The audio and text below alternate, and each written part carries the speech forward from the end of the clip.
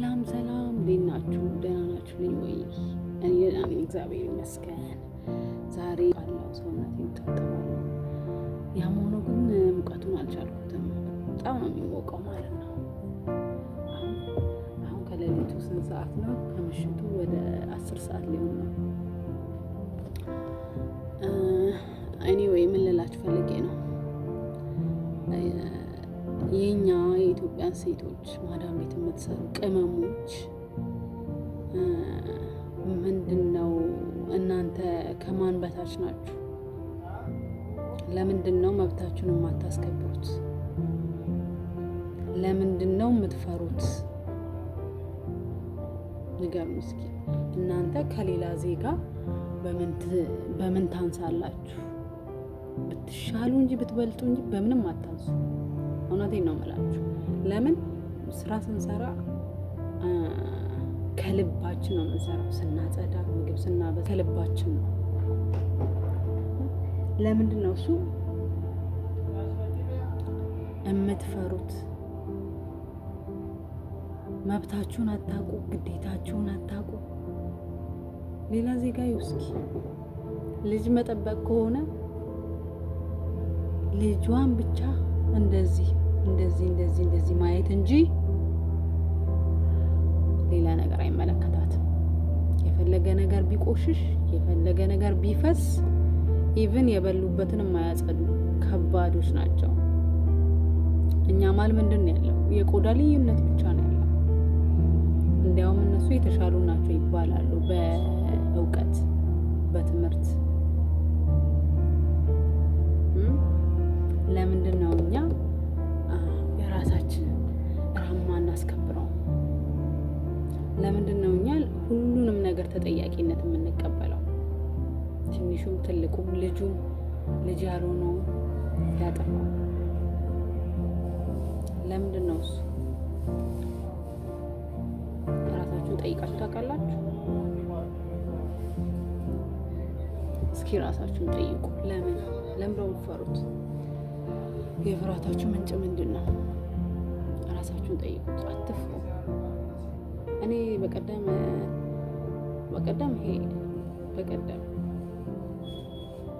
የሆነ ቦታ ሄድኩኝና ከእንደኔ አይነት ኢትዮጵያዊ ጋር ስናወራ ነበር።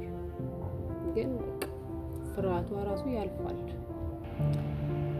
እና በአጋጣሚ ሆኖ ሴትዮዋ መታ አነጋገረችኝና ለምን እንደምትፈራ አላውቅም። ጥያቄ ስጠይቃት እንደዚህ ጥፍሯን እንደዚህ ትቆረቁራለች፣ ግድግዳውን ትቆፍራለች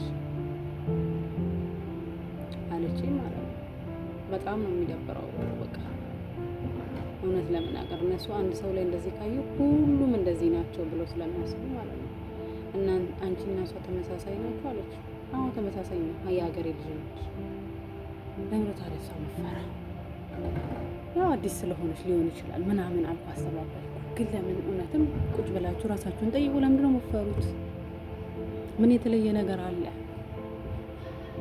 ጥፋት ነው በይቅርታ ይታለፋል። የማያጠፋ የለም። እንደው ከሌሎች ዜጎቹ በታች ነው በላይ ነው የምታጠፉት። እባካችሁ 3 ነገር ብቻ ልንገራችሁ እህቶቼ። አንደኛ ፍራቻን አጥፉ። ሁለተኛ ፖዚሽናችሁን አውቁ፣ ስራችሁን አውቁ። ምግብ ቤት ከሆነ ምግብ ቤት ብቻ ናችሁ። በቃ ስለሌላ አይመለከታችሁ፣ ስለ ልጅ አይመለከት፣ ስለ ጽዳት አይመለከታችሁ። ገባችሁ?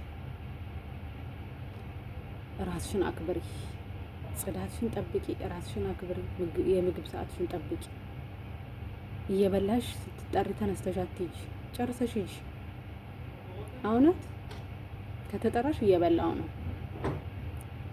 እባካችሁ አታሰድቡ። ወደ ራሳችሁ ተመለሱ። እሺ እናንተ ስትከበሩ፣ እናንተ ህግ ስታስከብሩ እኛም እንከበራለን። ገባችሁ? እና እንደዛ ነው። ፕሊስ እህቶቼ፣ ፕሊስ ልንገራችሁ፣ እንደዛ አድርጉሽ። ለራሳችሁ ብቻ ብላችሁ ሳይሆን ከኋላ ለሚመጣው ጀነሬሽን። መቼም ስደተኛ አይጠፋማ፣ እንደማይጠፋ የታወቀ ነው። ቢቀንስ እንላለን እንጂ አይጠፋም። ስለዚህ ራሳችሁን አክብሩ። በቃ የቁርስ ሰዓትሽ ቁርስ ሰዓትሽ ነው። በልተሽ ወደ ስራሽ። ስራው የትም አይሄድብሽም። መተው አይሰሩልሽም። በቃ የፈለገ መቶ የሚያጸዳልሽ የሚያነሳልሽ የለም። ጽዳት ከሆንሽ ምግብም ከሆንሽ መቶ እዛ ገብቶ የሚሰራልሽ የለም። ስለዚህ መጀመሪያ ራስሽን ተንከባከቢ፣ ቢ ጠጪ፣ ከዛ ስሪላቸው። ይሄ መብትሽ ነው። ገባሽ? አትፍሪ። ለምንም ነገር ግድ አይኖርሽ። በቃ ጥፋት ካጠፋሽ ይታረማል። ገባሻ? ስለዚህ ፍራቻሽን አስወግጂው። በቃ መብትሽን አስከብሪ። ገባሻ? እንደዛ አድርጊ። እሺ እህቴ እባክሽ፣ ይሄን ነገር የምታረጊው ለራስሽ ብቻ አይደለም። ቀጣይ ጀነሬሽን አለ። ራሳችሁ ላይ ደግሞ ስሩ። እነሱ በምንድን ነው የሚበልጣችሁ? በቋንቋ ብቻ ነው። ምንም ነገር እንትን የለውም። ከማንም በታች ራሳችሁን አትመልከቱ። አደራችሁ። ይሄን ነው የምነግራችሁ። ተሰምቶኝ ነው እኔ ግን ይሄን ቪዲዮ እየሰራሁ ያለሁት ከልቤ ማለት ነው። በዛን ሰዓት እንዴት እንደተሰማኝ ነው የማውቀው። ሴትዮዋ እንዴት እንደሆነች፣ እንዴት እንደጮኸች ያለ ምክንያት።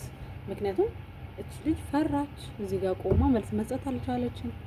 ታጥፋም አታጥፋም ችግሯን መናገር እስካልቻለች ድረስ ምንም ሊመጣላት አልችልም።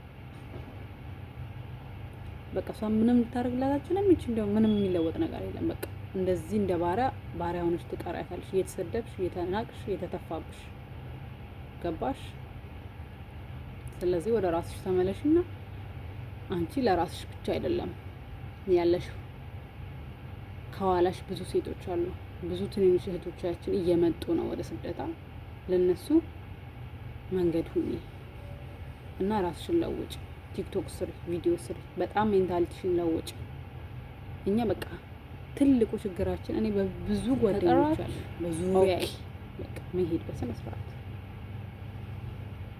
እባካችሁ አትፍሩ። ስለፈራችሁ ምንም የምትለውጡት ነገር የለም። ይልቁንስ ደፋር ሆናችሁ እራሳችሁን አስከብሩ። ለራሳችሁ ቦታ ስጡ። ለቀጣይ ትውልዱ አስቡ። እንደው ስደት ባይኖርና አይኑ በጠፋ እውነት እንደው የሰው ጓዳ ባይቆምኛ ህዝብ እህቶቻችን ባይሞቱብን ባይደፈሩብን እንዴት ደስ ባለን። ግን የሚቆም ነገር አይደለም። ምክንያቱም ሁኔታዎች ያስገድዳሉ ስለሆነ ያም ሆነ ራሳችሁ አስከብሩ። እሺ ለመብታችሁ ማንም መጥቶ ላንቺ አይፋለምልሽም። ማንም መጥቶ ላንቺ እዚህ ጋር አይቆምልሽ። ማንዶቼ ዩቲዩብ ስሩ፣ ቲክቶክ ስሩ። በቃ ቦታ የማይፈቀድላችሁ ከሆነ ካሜራ ካለ አልጋሽ ላይ ሆነሽ መስራት ትችያለሽ። ምንም አይከለክልሽ። መብትሽ ነው። በቃ ይሄ አንዳንድ ቦታዎች ደግሞ እጅግ በጣም ከባድ የሆነ ስልክ ራሱ ማትጠቀሙ አላችሁ። ይሄ መብታቸው አይደለም፣ ግዴታ ነው ስልክሽ እጅሽ ላይ መሆኑ።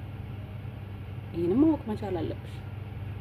በቃ ግን በሰዓት ነው የሚሆነው። ይሄ ኪችንም ስትሄጂ እዚህም ስትሄጂ ይዘሽ የምትዞሪ ሳይሆን በምሳሽ ሰዓት የሚሆን በራትሽም ሰዓት ይሁን መብትሽ ነው መጠቀም። እሺ መብትሽን እወቂ። የኔ መብት ምንድን ነው? የኔ ግዴታ ምንድን ነው? በስነ ስርዓት በህግ መኖር ይቻላል። ስለዚህ እህቶቼ እባካችሁ እሺ እባካችሁ ራሳችሁን ጠብቁ እና ሰብስክራይብ አድርጉኝ፣ አግዙኝ።